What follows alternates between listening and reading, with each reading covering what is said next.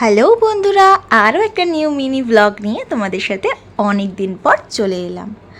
যাই হোক, এই শাড়িটা দেখো কি সুন্দর, আর এটা আমার খুব কাছের একটা প্রিয় মানুষের শাড়ি, তাই শাড়িটাও আমার কাছে ভীষণ প্রিয়। যদিও মানুষটা এখন আর নেই পৃথিবীতে, তাও শাড়িটা আর মানুষটা দুজনেই আমার প্রিয়। আজকে ছিল আমার বড় মা আর বড় জেঠুর বাড়িতে মা তারার পুজো। আজকে বললাম হয়তো ভিডিওটার জন্য, কিন্তু এই ভিডিওটা আমার অনেক দিন আগেই করা। পুজোটা অনেক দিন আগেই হয়েছে, যেহেতু আমার পরীক্ষা চলছিল তাই জন্য আমি তোমাদের সাথে কোনো ভিডিওই শেয়ার করতে পারিনি। এই যে মায়ের মিষ্টি মুখ, এখানে ঢাকিদারা দ্বারা অলমোস্ট রেডি ঢাক বাজাবে বলে। পুজো বাড়ি মানেই তো ঢাকের বাজনা, ঢাক ছাড়া কি কখনো পুজো কমপ্লিট হয়? তাই জন্য এই কালী পুজোয় প্রতি বছরই দাদারা আসে ঢাক বাজাতে। আর এই দেখো মায়ের মিষ্টি মুখখানা, দেখেই কিন্তু মন ভরে যাবে। এখানে সবাই চলেও এসছে, দাদা, পৌলমী, রিঙ্কি তো রেডি হয়ে নিয়েছে, আজকে উপোস করেছে পুজো দেবে বলে। আর এই যে এখানে আরেকটা দাদা, আর এই দাদাকে তো তোমরা সবাই চেনোই।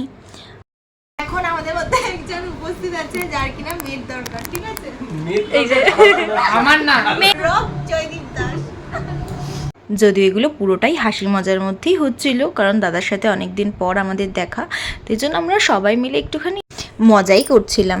তো সবাই চলে এসছে পুজো দেখার জন্য, আর ওপরেও সবাই বসে পড়েছে পুজো দেখবে বলে। আর পুজো তো স্টার্ট হয়েই গেছে, তাই জন্য এখন সবাই মিলে বসে পুজো দেখা হচ্ছে। আর বাড়িতে পুজো বলে আমার বড় মা তো ভীষণভাবে সেজে গুজে নিয়েছে, তাই জন্য একটু দেখাচ্ছিল যে কেমন লাগছে নিজেকে। আর এই যে আমাদের আরেক বৌদি, না দেখালে আবার গুস্সা হয়ে যেত, তাই দেখিয়ে দিলাম। আর এখানে পুজো শুরু হয়ে গেছে। পুজোটা তোমাদের সাথে শেয়ার না করলে হয়, তাই জন্য তোমাদেরকেও মায়ের পুজো দেখিয়ে দিলাম।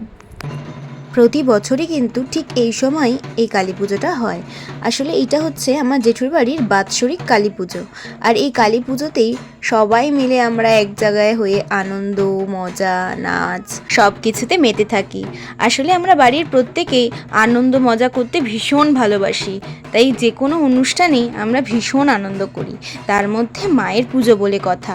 আর এই যে আজকে যে পুজো হচ্ছে, আজকে তো পুজো হবেই, তার সাথে সাথে পরের দিনেও কিন্তু প্রচুর মানুষ আসবে মায়ের দর্শন করতে আর ভোগ প্রসাদ গ্রহণ করতে। এই ভিডিওটাও আমি খুব তাড়াতাড়ি তোমাদের সাথে শেয়ার করব।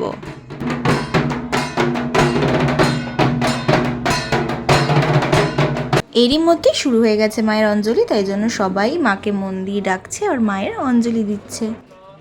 মায়ের কাছে একটাই চাওয়া, যাতে মা সবাইকে খুব ভালো রাখে, আনন্দে রাখে, সুস্থ রাখে, এইটুকুই।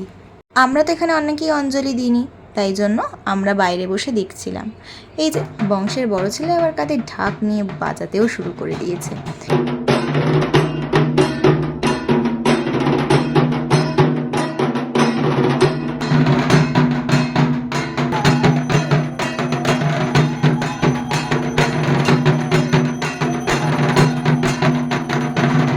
এদিকে নাচের সাথে সাথে চলছে পুজো। এরপরেই শুরু হয়ে গেল সেই উদ্যম নাচ, কে কত জোরে নাচতে পারে।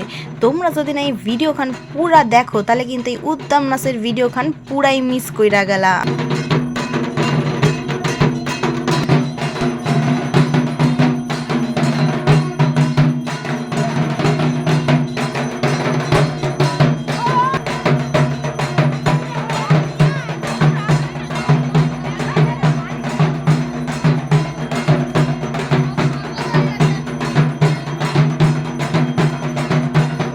ওই দেখো কি শুরু হয়েছে, কি কোমর দোলানো শুরু হয়েছে, শুরু হয়ে গেছে কোমর দোলানো নাচ। কে কত জোরে কোমর দোলাতে পারে, কে কত জোরে লাফালাফি করতে পারে, এই যেন এক কম্পিটিশন লাগছে।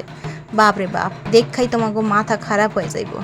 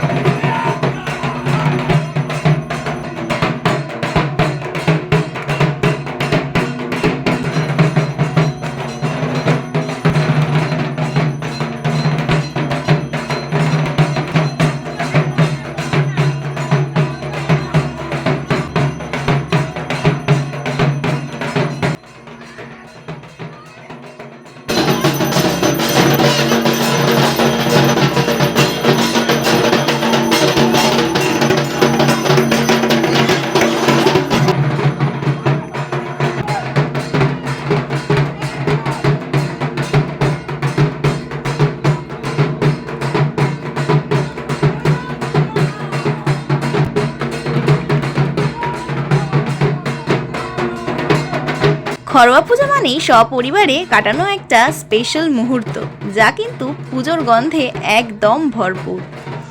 বাড়ির পুজো হলেও আনন্দে কিন্তু একটুও কমতি নেই। পরিবারের সাথে কাটানো পুজোর মুহূর্তগুলোই মনে থেকে যায় সব সময় স্মৃতি হয়ে। আর বাড়িটা যেন হয়ে ওঠে মন্দির রূপে, প্রত্যেকটা সময় যেন মন্ত্রের সুরে বাজতে থাকে। আর সন্ধেটা আলো আধারি সব মিলিয়ে অন্যরকম অনুভূতির গল্প বলে।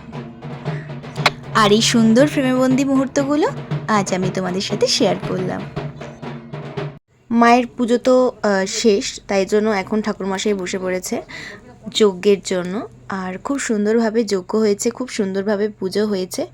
আর এরপরেই করা হয়েছে সবাইকে প্রসাদ বিতরণ। তবে সেই ভিডিওটা আমি আবার নেক্সট পার্টে আনবো। আর তোমাদের যদি এই ভিডিওটা ভালো লেগে থাকে অবশ্যই জানিও।